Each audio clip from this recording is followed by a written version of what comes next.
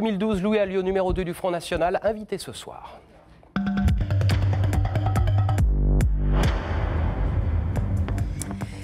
Qui connaissait le numéro 2 du FN il y a quelques mois encore? Le VRP du parti, allure lisse de gendre idéal et accent chantant du Sud, est la nouvelle étoile montante du FN, propulsée dans les médias depuis quelques semaines pour relayer la pensée de la candidate. Il faut dire que la famille Le Pen, il fréquente depuis longtemps.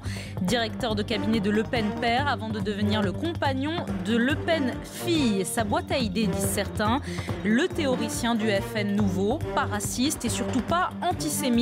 Il est d'ailleurs derrière le rapprochement de Marine Le Pen avec la communauté juive.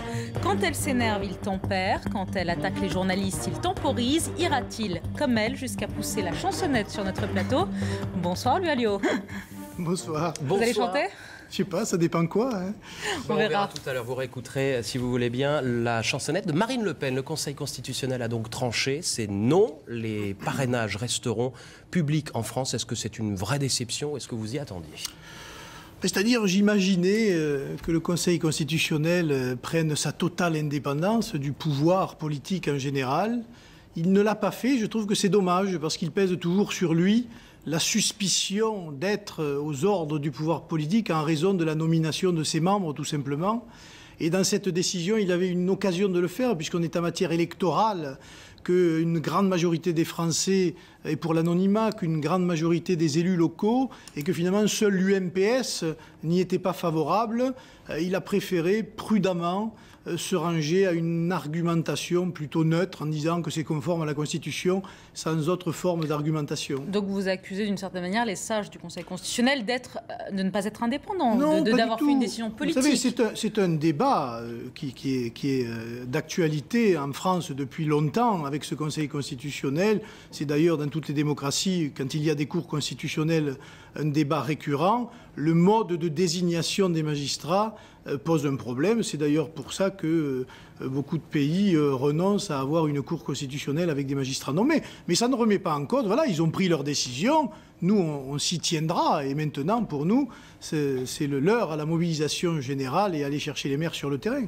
Écoutez la réaction de Patrick Balkany, le maire UMP de Levallois-Perret, près de Paris, qui généralement n'a pas sa langue dans sa poche, cette fois non plus.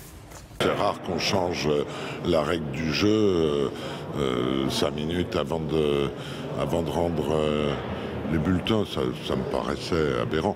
Qu'on en discute après les élections présidentielles, qu'on trouve un autre système, pourquoi pas. Cela dit, se présenter aux élections présidentielles, si on n'est même pas capable de réunir 500 élus, alors il vaut mieux faire autre chose. Hein. Réaction.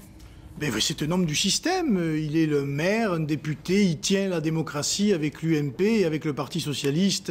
Voilà, il fait partie du système, il défend son gagne-pain, ses privilèges, son système. Non, mais ce qu'il dit aussi, c'est si on n'arrive pas à réunir 500 parrainages, on change de métier. Pour ceux qui ne connaissent pas cette question, c'est trop facile de dire ça. Ils n'ont qu'à aller sur le terrain, voir ce que vivent les maires des petites communes et les élus locaux, ils pourront se rendre compte. Les maires aujourd'hui, voilà, ils ont en quelque sorte la démocratie entre leurs mains. Ils le feront, moi je n'en doute pas, je n'imagine pas que Marine Le Pen ne puisse pas être candidate. Mais Jean-Marie Le Pen ce matin sur le plateau a dit on va les avoir les signatures, ça veut dire que c'est fini cette séquence-là. Ils ont demandé depuis longtemps, ces élus locaux, à ce que l'on modifie cette règle. Le Conseil constitutionnel, en 2002, en 2007, a demandé aux législateurs, M. Balkany et ses amis, de modifier cette règle. La commission pour la révision de la Constitution, présidée par un ami de M. Balkany, M. Balladur, a proposé la modification de cette règle. Ils ne l'ont pas fait. Et aujourd'hui, ils arrivent à se pavaner devant vos écrans en disant « Oui, on verra ça après ». Comme la proportionnelle, exactement pareil. Ils l'ont promis en 2002, ils l'ont promis en 2007, ils disent « Oui, pour après ». Vous les aurez les signatures, comme l'a dit Jean-Marie Le Pen ce matin sur ce plateau, oui?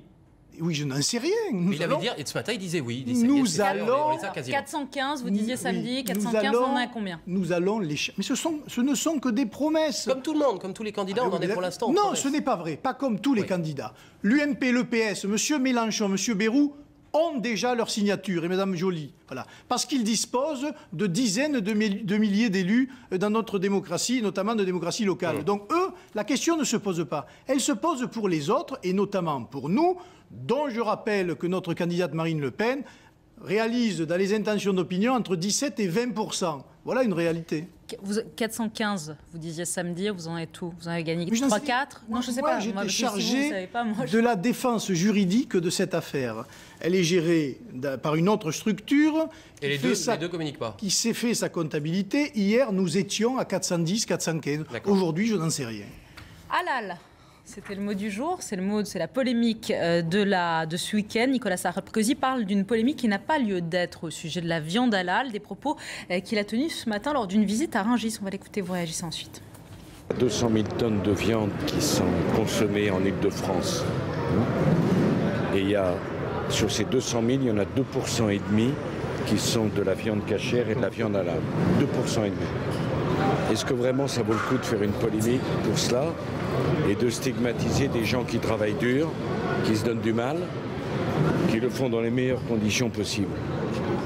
Il faut respecter les gens qui travaillent.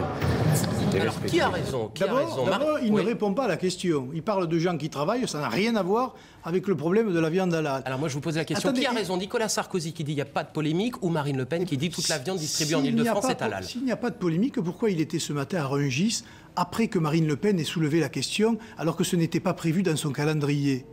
C'est bien donc qu'il a voulu répondre, je suppose, à Marine Le Pen en allant sur le terrain et en faisant du cinéma. Voilà, la réalité, c'est celle-là. Oui, il y a un problème avec la viande halal. Et d'ailleurs, Marine Le Pen a été rejointe par la Fondation Brigitte Bardot. Et cet après-midi, un communiqué de la Chambre d'agriculture d'Île-de-France qui dit 100% de la viande abattue en Île-de-France, selon les traditions rituelles. Et c'est là on va revoir les propos, si vous voulez bien. On ne va pas jouer sur les mots pendant 10 minutes. On va revoir les propos de Marine Le Pen samedi à Lille. Marine Le Pen dit 100% de la viande distribuée en Île-de-France est, à l'insu du consommateur, de la viande halal. Distribuée, c'est-à-dire la viande qui... C'est un débat sémantique. C'est un débat sémantique. Non, parce que si on regarde... Mais si vous commencez à pinailler sur les mots, si vous me laissez 20 secondes, je vous explique pourquoi je pinaille pas. Voilà. Si vous pinaillez. Effectivement, si on a bien compris, nous aussi, on a essayé de se renseigner, des abattoirs en Île-de-France, il y en a assez peu qui font selon le rite musulman. Donc, ils sont halal. Mais les chiffres, c'est qu'il y a 2% de la viande qui est distribuée en Île-de-France qui est halal. 2%, donc 98%. Qui ne l'est pas, et ça c'est la maison de l'élevage d'Île-de-France qui le dit, chiffre repris d'ailleurs par Nicolas Sarkozy. En France, on estime que 30% de la viande est abattue selon les rites musulmans et juifs, alors que la demande ne représente que 7%. Ça veut donc dire... Qui dit ça? La Chambre d'agriculture d'Île-de-France tout à l'heure par voie de communiqué. Ça veut donc dire que moi qui ne suis ni musulman ni juif, mais ils ont évidemment tout à fait le droit de consommer la viande selon leur rite, je suis obligé de manger de la viande qui est tuée, qui n'est pas tuée dans des conditions conformes à la loi, alors que je n'en sais strictement rien. Là, pour le coup, il y a un problème de transparence, et notamment de transparence de provenance des produits. Vous êtes Louis Alliot, vous dites « je suis obligé de manger de la viande halal », voilà ce que vous dites. Vous venez de dire ça. Comment je sais si elle l'est ou pas? Le problème, si vous voulez, c'est que vous avez, selon tous les chiffres, 2% de chance d'aller dans votre supermarché. Aujourd'hui, en Île-de-France, 2% de chance d'aller... 2% de chance d'aller dans le supermarché en Île-de-France et d'acheter de la viande halal. Alors moi, ma question est la suivante, pour qu'on sorte des chiffres. Si on a 2% de chance de tomber sur la viande halal dans le supermarché, est-ce que vraiment cette polémique est fondamentale? C'est la loi. Voilà, c'est un problème qui se pose. Marine Le Pen a mis sur le débat politique aujourd'hui quelque chose que les professionnels voulaient mettre depuis longtemps, mais apparemment, ils n'osaient pas. Aujourd'hui, le débat est lancé. Ils n'osaient pas, ils l'ont fait dans un reportage envoyé spécial la semaine dernière qui apparemment a déclenché les propos de Marine Le Pen. Donc c'était pas non plus le grand secret absolu avec le couvert. Vous voyez que c'est bien vos confrères qui ont lancé le débat et qui l'ont mis sur la place publique.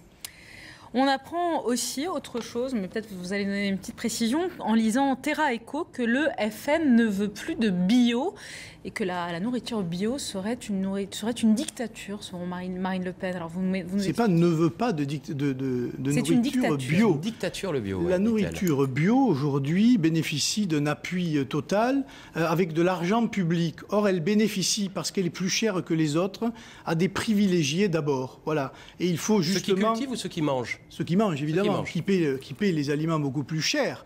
Mais ce qui ne veut pas dire que les producteurs bénéficient d'ailleurs de la marge qui est faite entre le prix de la production et le prix de la consommation. Et de ce point de vue-là, voilà, c'est une mode, mais qui, parce que nous sommes des millions de consommateurs, ne correspond pas tout à fait ni aux besoins, ni à la demande qui est celle d'aujourd'hui de fruits, légumes ou d'autres produits. On va passer à la question Yahoo, si vous le voulez bien. Tous les jours, on a un internaute qui pose une question à un de nos invités. Aujourd'hui, c'est Jean-Benoît qui vous pose cette question avec sa proposition. La proposition du jour, intégrer l'histoire des religions au programme scolaire. Pour contre-réaction. Écoutez, nous sommes une république laïque.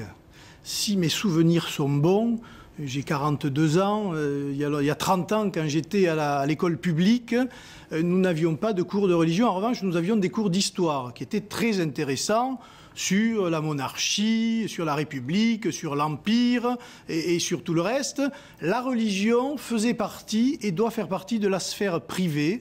Je fréquentais le catéchisme par ailleurs et j'avais même des petits amis qui étaient soit musulmans, soit autres, qui fréquentaient leur propre formation religieuse et ça ne posait aucun problème. Ça semble aujourd'hui, ce sont des questions qui quand même viennent dans le débat public alors qu'elles ont été tranchées depuis quand même pas mal de temps déjà. Un mot également, si vous voulez bien, Louis Alliot, de la garde à vue depuis ce matin de Dominique Strauss-Kahn dans l'affaire du Carlton. Est-ce que ça vous inspire un commentaire ou est-ce que vous dites « ça ne me regarde pas » ? Ah si, ça nous regarde parce qu'il a failli être le candidat du Parti socialiste soutenu par tous ses amis en toute connaissance de cause. Car l'affaire du Carlton fait suite à l'affaire de New York et fait suite au livre ce matin de M. Dallongeville sur le système de corruption du Parti socialiste dans le Nord-Pas-de-Calais. On peut s'interroger quand même sur la moralité du Parti socialiste, sur la transparence de ce parti et sur la pratique de certains de ses membres. Alors, ça veut dire quoi, pardon, ça veut dire quoi s'interroger sur la moralité? Ça veut dire qu'il n'y a que des partouzards au sein du Parti socialiste ou ils l'ont couvert? Je vous parlais. Oui. Je n'ai pas compris. Non, mais je n'ai pas compris votre question. Je vous parlais. Non, mais c'est marrant parce que je vais vous parler du rapport de monsieur, du livre de monsieur Dallongeville sur la corruption. Vous l'avez dit aussi, ses amis savaient tous ses agissements. Sur monsieur Strauss-Kahn, oui. Il ne sait rien. Ah, vous n'en savez rien. Moi, je sais. Moi, je ne sais pas, en tout cas. Non, mais vous, je vous informe. D'accord. Merci.